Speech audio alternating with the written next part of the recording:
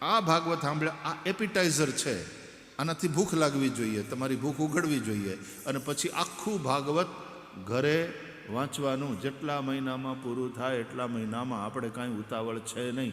પરીક્ષિતને 7 જ દી હતા, તમને વાંધો નથી, બાકી કાલ સવારે હું થાય કોને ખબર.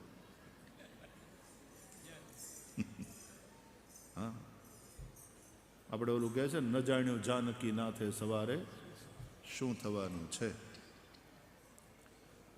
પણ જીવવું એવી રીતે જાણે કોઈ દી મરવાનું જ નથી, અને કામ એવી રીતે કરવાના જાણે આપણે કાલ રહેવાના નથી.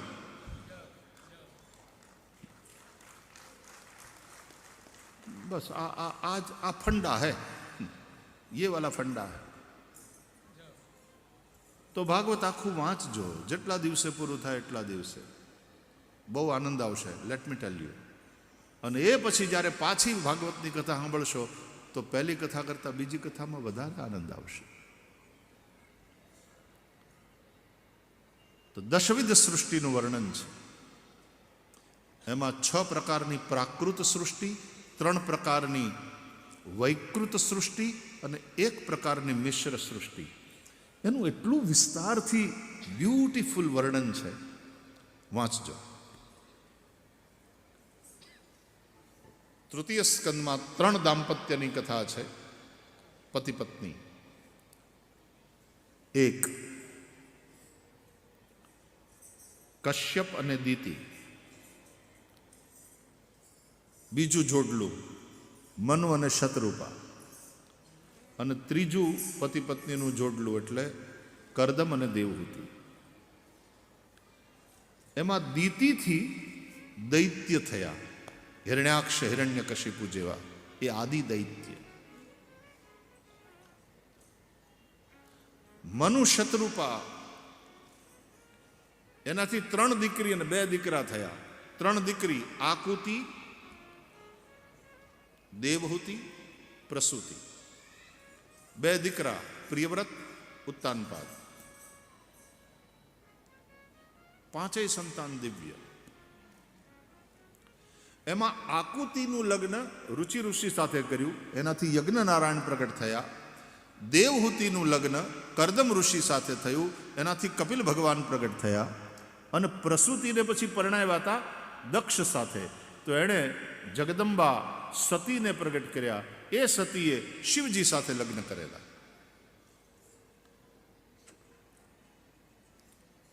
કરદમ અને દેવહૂતિને ત્યાં કપિલ ભગવાન પ્રગટ થયા. કપિલ ભગવાન સાંખ્ય યોગના આચાર્ય છે. મા દેવહૂતિને એમણે સાંખ્ય શાસ્ત્રનું જ્ઞાન કરાવ્યું. આપણે ત્યાં 6 દર્શન છે, આસ્તિક દર્શન જેને કહીએ તે 6: સાંખ્ય, યોગ, ન્યાય, વૈશેષિક, પૂર્વ મીમાંસા, ઉત્તર મીમાંસા. પછી 3 નાસ્તિક દર્શનો પણ છે: ચારવાક, જૈન, બૌદ્ધ. નાસ્તિક દર્શન કેટલા માટે, શા માટે? કે વેદ પ્રામાણ્યનો સ્વીકાર ન કરે માટે નાસ્તિક. નાસ્તિકો વેદ નિંદક, ભગવાન મનુ કહે છે. એટલે વેદને પ્રમાણભૂત ન માને તે નાસ્તિક દર્શન. તો ચારવાક, જૈન, બૌદ્ધ, આ બધા દર્શનો છે, ફિલોસોફી છે. તો બુદ્ધે વેદોનો સ્વીકાર નથી કર્યો. જૈનોનું પોતાનું દર્શન છે. અને ચારવાક ઋષિએ પણ વેદને ફગાવી દીધા. ઉલટી જ વાતો કરી. કાંઈ પુનર્જન્મ જેવું કાંઈ છે નહીં. ભાઈ જલસા કરો. કયું સ્વર્ગ ને કયું નર્ક બધું અહીંયા જ છે. યાવત જીવેત સુખમ જીવેત, ઋણમ કૃત્વા ઘૃતમ પીબેત, ભસ્મીભૂતસ્ય દેહસ્ય પુનરાગમનમ કુતઃ. ચારવાક ઋષિ કહે છે. નાસ્તિક દર્શન છે. એ ખાલી એમ કહે છે કે સુખી થાઓ, મોજ કરો. પૈસા ન હોય તો દેવું કરીને પણ ચોખા ઘીના લાડવા ખાઓ. ગુજરી ગયા પછી કોણ ઉઘરાણી કરવા આવવાનું છે?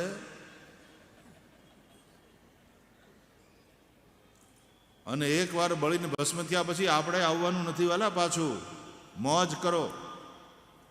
હવે દુનિયામાં મોટા ભાગના લોકો આમ ભલે ચારવાકને જાણતા ન હોય, પણ ચારવાક ઋષિના દર્શન પ્રમાણે ચાલે ખરા.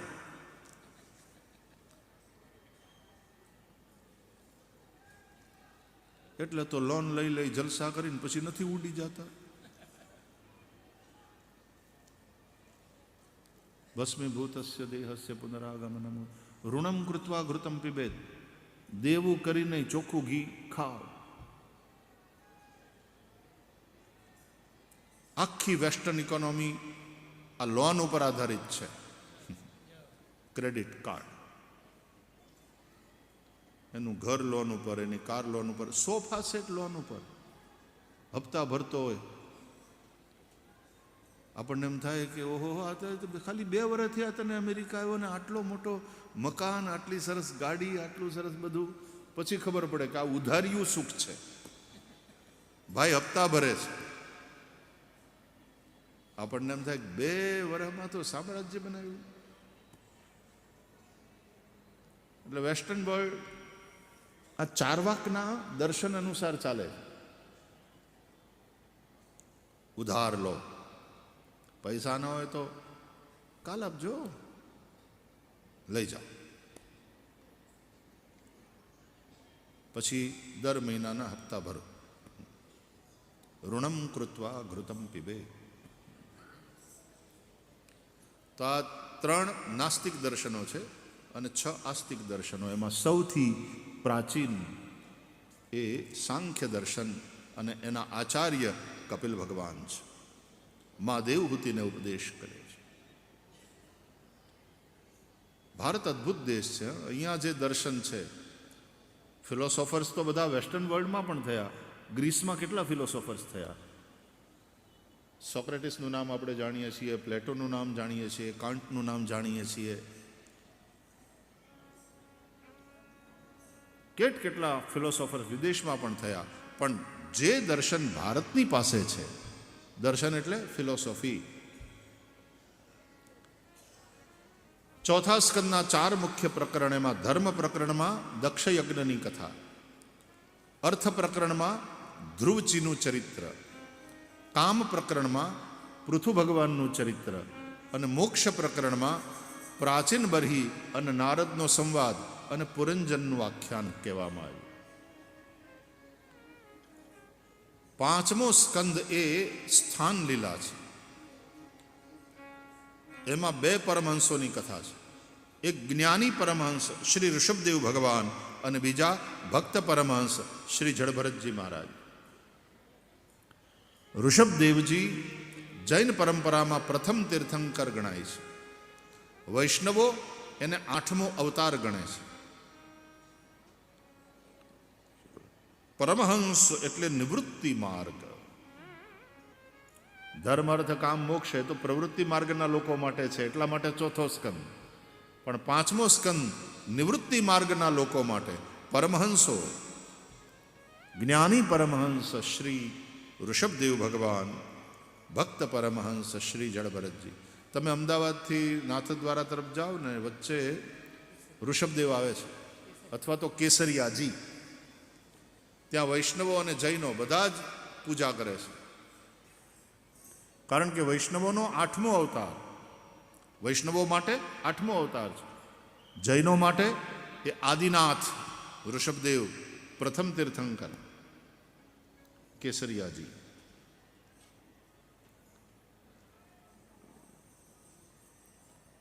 ભવાટવીનું વર્ણન છે, ભૂગોળ ખગોળનું વર્ણન છે, જ્યોતિષ ચક્ર, શિશુમાર ચક્રનું વર્ણન છે, નરકલોકનું વર્ણન છે. 28 પ્રકારના નરક 5મા સ્કંદના અંતે બતાવ્યા. જુદા જુદા પાપ કર્મ કરનારાની જુદા જુદા નરકમાં ગતિ થાય છે એ બતાવ્યું. 6ઠા સ્કંદની પોષણ લીલામાં નરકથી બચવાનો ઉપાય પૂછ્યો રાજા પરીક્ષિતે. જાણે અજાણે પાપ થાય છે આપણાથી. પાપ થાય છતાં નરકથી બચવું હોય તો કે પાપનું પ્રાયશ્ચિત કરો. અંતઃકરણથી પસ્તાવો થાય આપણા પાપ માટે, એ જ પ્રાયશ્ચિત. અને પાછું પાપ ન થાય એ માટે ભગવાનના નામનો આશ્રય કરો. 3 વસ્તુ: નામ, ધ્યાન અને અર્ચન. 3 અધ્યાયમાં નામનો મહિમા, અજામિલનું આખ્યાન. એમાં નામ સંકીર્તન બધા ભેગા મળીને કરીએ, નામ સ્મરણ હાથમાં માળા લઈને એકલા બેઠા બેઠા કરીએ, અને નામ ચિંતન કે નામનો મહિમા કેટલો. જપ લે હરિ કા નામ એ મનવા, તું જપ લે હરિ કા નામ, इनके नाम से बन जाएंगे, इनके नाम से बन जाएंगे तेरे बिगड़े काम.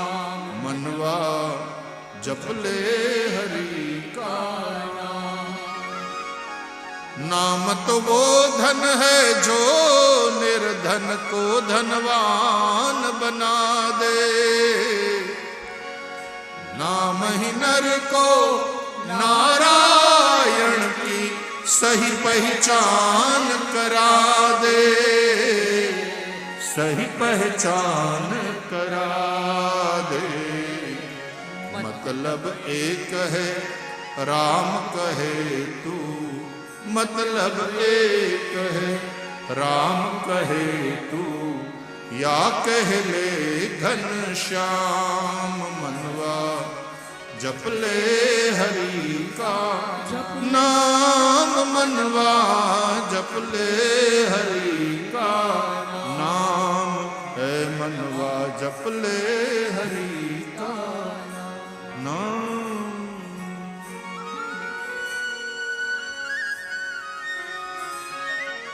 અજામિલ જેવો બ્રાહ્મણ બનીને બગડેલો મહાપાપી એ પણ અંત સમયે પોતાના દીકરાનું નામ નારાયણ રાખ્યું હતું. જમદૂતો લેવા આવ્યા, થયું કે નાના દીકરાનું મોઢું જોઈને પછી મરું, એટલે નારાયણને બોલાવ્યો, અને નારાયણ નામનો ઉચ્ચારણ સાંભળી અને તરત વિષ્ણુ દૂતો હાજર થયા. યમદૂતોની પાસેથી છોડાવ્યો કે હવે આને ન લઈ જવાય તમારે, હવે આ વૈકુંઠ લોકમાં આવશે. કેમ? તો કે એણે નારાયણનું નામ લીધું મરતી વખતે. યમદૂતો કે નારાયણ તમારા વૈકુંઠવાળા નહીં, એના ખાટલાની પાસે પાંગતે આવીને બેઠો ને પગ દબાવવા માંડ્યો, એનો છોકરો નાનો, એનું નામ નારાયણ. તમે લોકો ભૂલ્યા, ભગવાનના અધિકારી થઈ, વૈકુંઠ ધામના અધિકારી થઈને તમે આટલી નાનકડી એવી બુદ્ધિ ન હલાવી. એટલે વિષ્ણુદૂતોએ આંખ્યું કાઢી ડાપણ ડોળોમાં, તમારી બુદ્ધિ તમારી પાસે રાખો. એણે પોતાના દીકરાનું નામ નારાયણ શું કામ રાખ્યું? કારણ કે ભગવાનનું એક નામ નારાયણ છે. नारायण नाम पर पहले अधिकार तो हमारे प्रभु का है, उसका बेटा तो कल का नारायण बना. એ રીતે પણ નારાયણનું નામ નીકળી ગયું મોઢામાંથી. તો અજામિલ યમદૂતોના પાશમાંથી ને નરકની પીડામાંથી બચી ગયો. અજાણતા પણ જો નામ લેવાઈ જાય ને આટલું ફળ હોય, એ અજાણતા અમૃત પીવો તો પણ એ અમર કરે જ. અજાણતા ઝેર પી જાઓ તો એ ગુજરી જાઓ. એમ પાપ અજાણતા થાય એનું ફળ ભોગવવું પડે. ઝેર કઈ એમ વિચાર ન કરે કે આને ખબર નહોતી બચાડાને, એને જવા દો. નહીં, અજાણતા ઝેર પીવાઈ જાય તોય ઝેર મારે, એમ અજાણતા અમૃત પીવાઈ જાય તોય એ અમર કરે. એમ ભગવાનનું નામ અમૃત છે. ધન્યાસ્તે કૃતિનઃ પિબંતિ સતતમ શ્રી રામ નામામૃતમ. આમ નામનો મહિમા 3 અધ્યાયમાં, 14 અધ્યાયમાં ધ્યાન પ્રકરણ, એમાં દેવો અને દાનવોનું યુદ્ધ, એમાં નારાયણ કવચની વિદ્યા, આ બધી કથા છે. વૃત્રાસુર ચતુશ્લોકીનું વર્ણન છે. છેલ્લે 2 અધ્યાયમાં અર્ચન પ્રકરણ.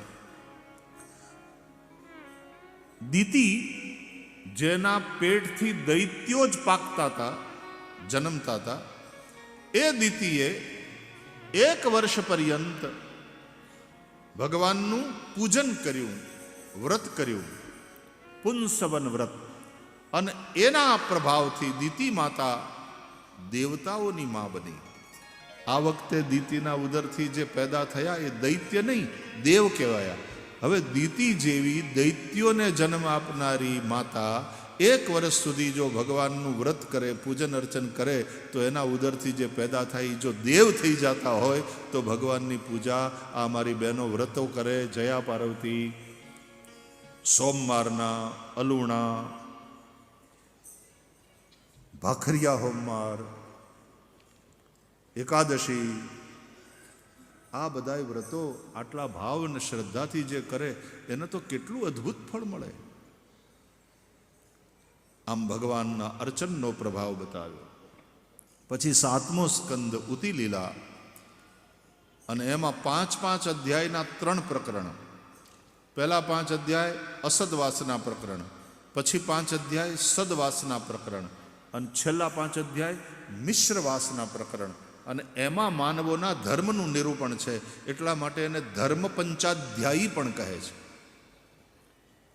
પ્રહલાદજીની કથા છે. ભગવાને હિરણ્યકશિપુનો ઉદ્ધાર કર્યો. 3જા સ્કંદમાં હિરણ્યાક્ષનો ઉદ્ધાર કર્યો વરાહ સ્વરૂપે, અને 7મા સ્કંદમાં હિરણ્યકશિપુનો ઉદ્ધાર નરસિંહ ભગવાન દ્વારા. हिरण्याक्ष અને हिरण्यकशिपु એ બંને લોભનું પ્રતીક છે. आदि दैत्य છે બંને. मतलब सबसे पहली बुराई इस पृथ्वी पर जो पैदा हुई उसका नाम है लोभ. लोभ ही पाप का बाप है. लोभ ही पाप कराता. 2 પ્રકારના લોભ આ 2 ભાઈઓ हिरण्याक्ष हिरण्यकशिपु. એક ભેગું કરવાનો લોભ અને બીજો ભોગવવાનો લોભ. અર્થ સંબંધી લોભ તે હિરણ્યાક્ષ અને કામ સંબંધી લોભ તે હિરણ્યકશિપુ. વિષય ભોગથી જે તૃપ્તિ નથી થતી હિરણ્યકશિપુ. અર્થ સંબંધી લોભ, રૂપિયા રૂપિયા રૂપિયા, એનાથી જે મન તૃપ્ત થતું નથી એ હિરણ્યાક્ષ. સંગ્રહ વૃત્તિ લોભ.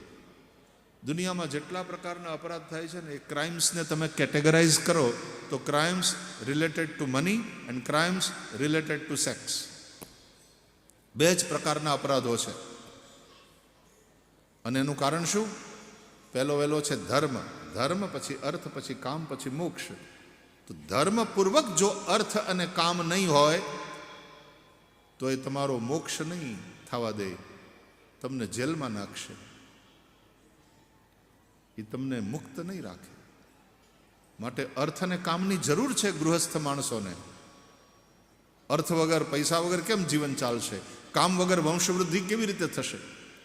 પણ એ ધર્મપૂર્વક થવું જોઈએ. ધર્માદ અર્થશ્ચ કામશ્ચ સ કિમર્થમ ન સેવ્યતે. આ વાત સમજાવી ભાગવતકારે. ભગવાન નરસિંહ નારાયણે હિરણ્યકશિપુનો ઉદ્ધાર કર્યો, ભક્ત પ્રહલાદની રક્ષા કરી. મનુષ્યના 4 વર્ણ અને 4 આશ્રમના ધર્મ બતાવ્યા. પછી 8મ સ્કંદ એ મન્વંતર લીલા છે. બ્રહ્માજીનો 1 કલ્પનો દિવસ, એમાં 14 મન્વંતર પસાર થાય. દરેક મન્વંતરના અધિપતિ મનુ અલગ અલગ હોય, રાજા. દરેક મન્વંતરના સપ્તઋષિ અલગ અલગ હોય. સપ્તઋષિઓનું પણ ટેન્યોર હોય છે. દરેક મન્વંતરના સપ્તઋષિ અલગ અલગ. પછી ઓલાએ ખાલી કરવાની ખુરશી, એની જગ્યાએ બીજા આવે. દરેક મન્વંતરના સપ્તઋષિ અલગ અલગ. અરે દરેક મન્વંતરના ઇન્દ્ર પણ અલગ અલગ. ઇન્દ્રનો પણ ટેન્યોર 1 મન્વંતરનો, પછી બદલાઈ જાય. દરેક મન્વંતરમાં ભગવાનનો 1 અવતાર પણ થાય. એની કથા 8મ સ્કંદમાં આખું વાંચજો. અહીંયા તો સમયાભાવે હું પૂરું નથી સંભળાવી શકતો, પણ જો તમને થોડીક રુચિ થઈ હોય તો આખું ભાગવત, મૂળ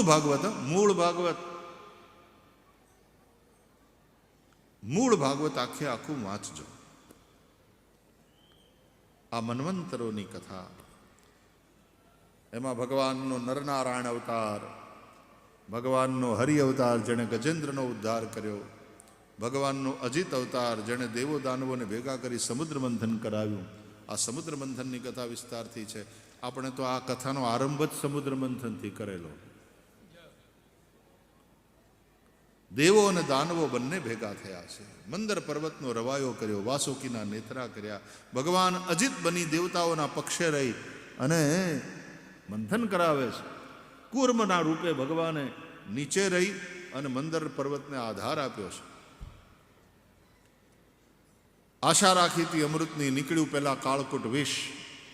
ભગવાન શિવજીએ વિષને ધારણ કર્યું, નીલકંઠ થયા. એટલે આપણે મહાદેવને પ્રાર્થના કરીએ છીએ, શંભુ શરણે પડી માગું ઘડીએ ઘડી, કષ્ટ કાપો દયા કરી શિવ દર્શન આપો, દયા કરીને શિવ દર્શન અંગે ભસ્મ સ્મશાનની ચોળી, સંગે રાખો સદા ભૂત ટોળી, ભાલે તિલક કર્યું, કંઠે વિષ ધર્યું, અમૃત આપો દયા કરી શિવ દર્શન આપો. શંભુ શરણે પડી માગો ઘડીએ ઘડી, કષ્ટ કાપો દયા કરી શિવ દર્શન આપો. એક પછી એક રત્નો નીકળવા લાગ્યા. દેવો દાનવો આપસમાં વહેંચવા લાગ્યા. લક્ષ્મીજી પ્રગટ થયા, ભગવાન નારાયણને વર્યા. હાથમાં અમૃત કુંભ લઈ ભગવાન ધન્વંતરી પ્રગટ થયા. અને ત્યાં તો એ અમૃત કુંભની જોંટા જોંટી ચાલુ થઈ દેવો અને દાનવોની વચ્ચે. અત્યાર સુધી પાર્ટનરશિપ આમ હંપીને કામ કરતા હતા. જેવું અમૃત નીકળ્યું એ એકતા તૂટી ગઈ. અમે પહેલા પીશું, અમે પહેલા પીશું. અંદર અંદર સંઘર્ષ થયો અને જોટા જોટીમાં જલકાણું એટલે એના જ્યાં જ્યાં ટીપા પડ્યા ને ત્યાં ત્યાં પછી અમૃત કુંભ. હરિદ્વારમાં, પ્રયાગમાં, ઉજ્જૈનમાં અને નાસિકમાં આ 4 જગ્યાએ કુંભ લાગે. અને એ સમયનો અમુક ગાળો અને એમાં અમુક ગ્રહોનું એક થવું, ત્યારે અમૃત પર્વ આવે. હવે પ્રયાગમાં તૈયારી છે. પૂર્ણ કુંભ તો ખરો, મહાકુંભ છે.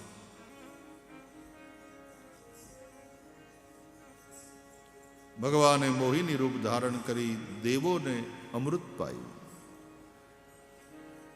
પછીના અન્ય બધા મન્વંતરોની કથા છે, એના વિશેની માહિતી. અને છેલ્લે મત્સ્યાવતારનું ચરિત્ર, જેણે સત્યવ્રત મનુનું સપ્તર્ષિઓ અને ઔષધિઓ સાથે પ્રલયના સમયમાં રક્ષણ કર્યું. આપણે ચર્ચા કરીને કે આપણે ત્યાં દેવતાઓના અવતાર થયા ને તેનાથી સંબંધિત પુરાણો છે. મત્સ્યાવતારથી સંબંધિત મત્સ્ય પુરાણ છે. ભગવાન મત્સ્ય નારાયણે સત્યવ્રત મનુને ઉપદેશ કર્યો. કૂર્માવતારથી સંબંધિત કૂર્મ પુરાણ છે, વરાહ પુરાણ છે, નરસિંહ પુરાણ છે, વામન પુરાણ છે, નારદ પુરાણ આદિ.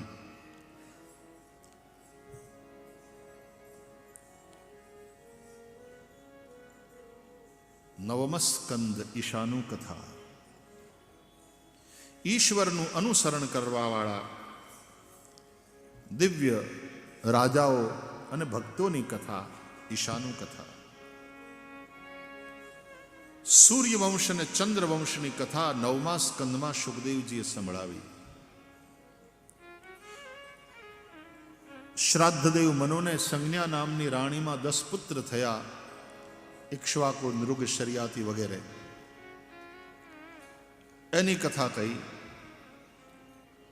એ સૂર્યવંશ આગળ ચાલ્યો. એમાં રઘુ નામના એક મહાપ્રતાપી રાજા થયા. સૂર્યવંશ એના નામથી પછી રઘુવંશ તરીકે ઓળખાવા લાગ્યો.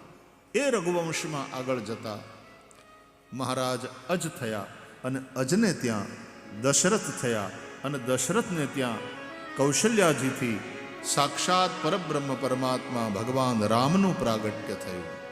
બોલીએ રામચંદ્ર ભગવાન કી જય. 7મા સ્કંદમાં નરસિંહ ભગવાનનું પ્રાગટ્ય, 8મા સ્કંદમાં વામન ભગવાનનું, જેણે બલિરાજાના યજ્ઞમાં જઈ 3 પગ પૃથ્વી માગી, 2 પગમાં બલિ નું લઈ લીધું અને 3જા પગમાં બલિ નહીં લઈ લીધા. અને 9મા સ્કંદમાં ભગવાન રામનું પ્રાગટ્ય. ભય પ્રગટ કૃપાલા દીન દયાલા કૌશલ્યા હિતકારી હર્ષિત મહતારી મુનિમાનહારી અદ્ભુત રૂપ વિચારી અવિરામા તંગર શ્યામા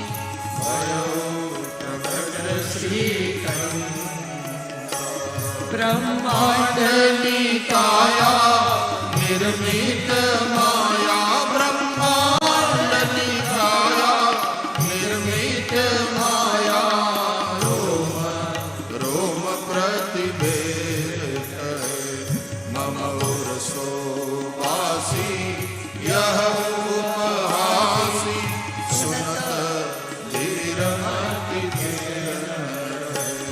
ઉપજા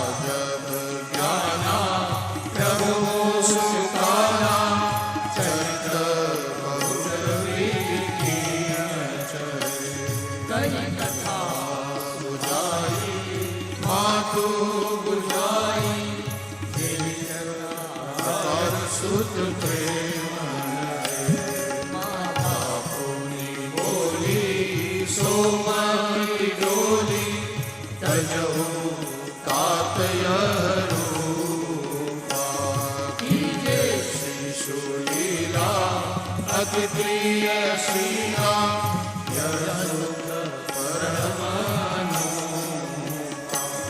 સુનિ વચન સુજાના રોદન ઠાના, સુનિ વચન સુજાના રોદન ઠાના, હોય બાલક સુરભૂપા યચરિત દેખાવહી હરિપદ પાવહી તેન પરહી ભવભૂપા તેન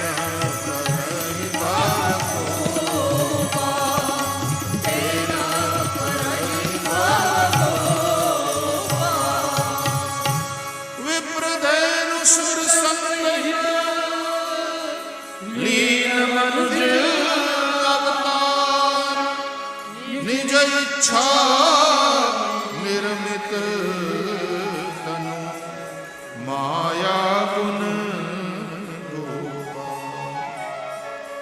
મર્યાદા પુરુષોત્તમ ભગવાન રામભદ્રનું પ્રાગટ્ય થયું. શ્રીમદ ભાગવતમાં 2 અધ્યાયમાં રામાયણ પણ છે. મહાભારતમાં તો પાછું ભાગવતે છે અને રામાયણ પણ છે. એટલે મહાભારતમાં બધું છે. એટલા માટે મહાભારત વિશે એમ કહેવાય કે આમાં છે એ બધે છે, આમાં નથી એ ક્યાંય નથી. આવો અદ્ભુત ગ્રંથ મહાભારત. ગુરવર્થે ત્યક્તરાજ્યો વ્યચરદનુવનમ પદ્મપદ્ભ્યામ પ્રિયાયાઃ પાણિસ્પર્શાક્ષમાભ્યામ વૃજત પતરુજો યો હરીન્દ્રાનુજાભ્યામ વૈરૂપ્યાચ્છુર્પણખ્યાઃ પ્રિયવિરહરુષારોપિતભ્રુ વિજૃંભઃ ત્રસ્તાબ્ધિર્બદ્ધસેતુઃ ખલદવદહનઃ કોસલેન્દ્રોવતાન્નઃ. આ વ્યાસ લિખિત રામાયણ છે. વાલ્મીકીનું રામાયણ, કૃત્તિવાસનું રામાયણ, કંબનનું રામાયણ, તુલસીદાસનું રામાયણ, ઘણા બધા રામાયણ છે. એમાં ભાગવતની અંદર આ વ્યાસ લિખિત રામાયણ છે. અયોધ્યામાં દિવ્ય ભવ્ય નવનિર્માણ આધીન એવા અદ્ભુત મંદિરમાં રામલલાની પ્રાણ પ્રતિષ્ઠા થઈ. બડે દિવ્ય રામલલા. તમે દર્શન કરો ને તો આમ અંદરથી હૃદય તૃપ્ત થઈ જાય, પ્રેમથી ભરાઈ જાય. એવું અદ્ભુત સ્વરૂપ રામલલાનું.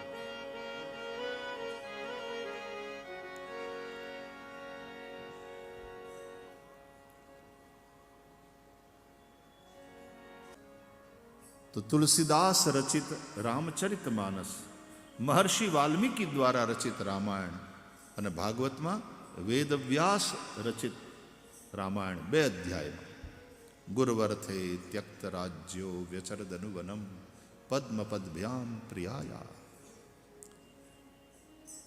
ભલે 500 વર્ષની લડાઈ કરવી પડી અને જે બલિદાનો અપાયા એ આ બધાને આપણે વંદન કરીએ, એ શહીદીને સલામ કરીએ, એને માટે પ્રાર્થના કરીએ. પણ હવે જે મંદિર પછી છેવટે અત્યારે બન્યું અને હજી બની રહ્યું છે, હજી તો ઘણું બધું થવાનું બાકી, પણ આમ જોઈને સંતોષ પણ થાય ને ગૌરવ પણ થાય કે વાહ, એટલા જ ભવ્ય રીતે અને દિવ્ય રીતે રામલલા બિરાજે છે મંદિરની અંદર. અયોધ્યા આપના રૂપ રંગ બદલ રહી હૈ પૂરી. નહીં તો આટલા વર્ષોથી અયોધ્યામાં જઈએ, જ્યારે સ્ટેન્ડ સ્ટીલ હોય ને એવું લાગે, કોઈ પરિવર્તન નહીં. જે મકાનોને પ્લાસ્ટર તે દી નહોતા 40 વર્ષ પહેલા, એ હજી નથી. લેકિન અબ अयोध्या का रूप रंग ढंग बदल रहा है. रामलला फिर से भव्य रूप से विराजमान हुए. तो व्यास जी रचित रामायण जो भागवत में 2 अध्याय